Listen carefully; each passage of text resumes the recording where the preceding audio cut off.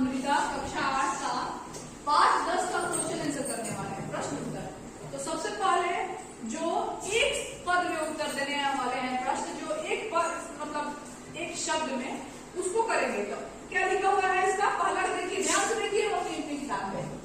अधोलिखितानां प्रश्नानाम् उत्तराणि एक पदे लिखत, यानी कि एक शब्द में, सिर्फ एक पद में देना है, पद को शब्द कहते हैं।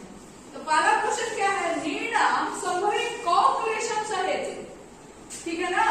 तो कौन हमारे जन्म के समय कौन बहुत कष्ट सहता, कौन? दो लोग कौन सहते हैं, तो माता और पितरों, माता पितरों, ठीक है ना। अब देखिए कि दृश्यम जलम पीबे, जल को हमें कैसे पीना चाहिए, वस्त्र पूतम, एक शब्द में लिखना है वस्त्र पूतम। तीसरा है नीति नवनीतम पाठक कस्मात ग्रंथार्थ संकलित, ये पाठ जो है नीति नवनीतम जो पाठ आपका किस ग्रंथ में संकलित है, किस ग्रंथ से लिया गया है, तो इस ग्रंथ का नाम है मनुस्मृति। किस ग्रंथ से लिया गया है, मनुस्मृति।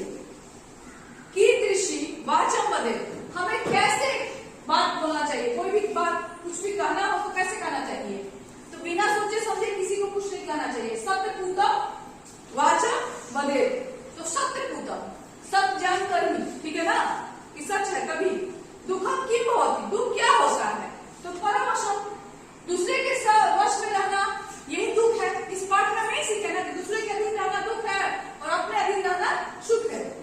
आत्मवशम की बहुत, सुखम, आत्म अपने वश में रहना सुख है, सुखम होगा।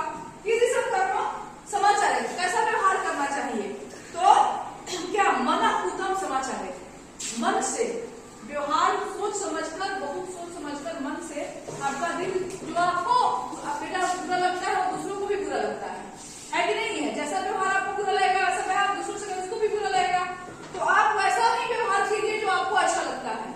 अपने मन से पूछिए कि आपको कैसा व्यवहार अच्छा लगता है, तो दूसरों से भी आप वैसा ही व्यवहार कीजिए। ओके, अब रहा इस पाठ में दूसरे क्वेश्चन का क्वेश्चन आंसर।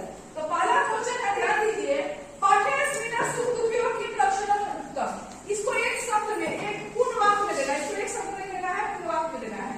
तो इस पाठ में सुख दुख का क्या लक्षण है, तो देखिए मैं लिखा है, पाठ्यस्मिन् उपयत सर्वं परमसं दुःखम् अस्ति सर्वं आत्मवशं च सुखम् अस्ति, यानी कि